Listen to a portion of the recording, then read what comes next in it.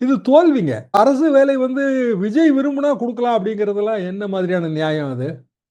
முதலமைச்சர் விரும்புனா குடுக்கலாமா? அரசு வேல. அப்போ கூட்டம் நடத்துனது டிவிகே தானங்க.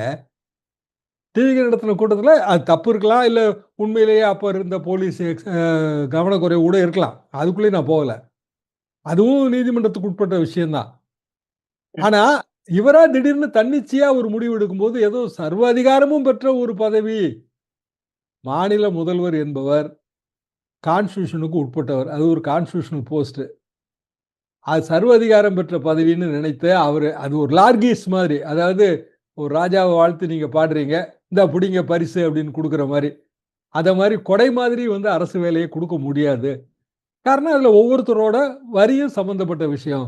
எனவே அது வந்து பப்ளிக் இன்ட்ரெஸ்ட் மேட்டர் தான். நீதிமன்ற தீர்ப்பு தெளிவா இருக்கு. பொதுவாக வந்துங்க நீதிமன்றங்கள் இந்த மாதிரியான விஷயங்கள்ல ரொம்ப ஜாக்கிரதையா தான் அவங்க தீர்ப்பு குடுப்பாங்க.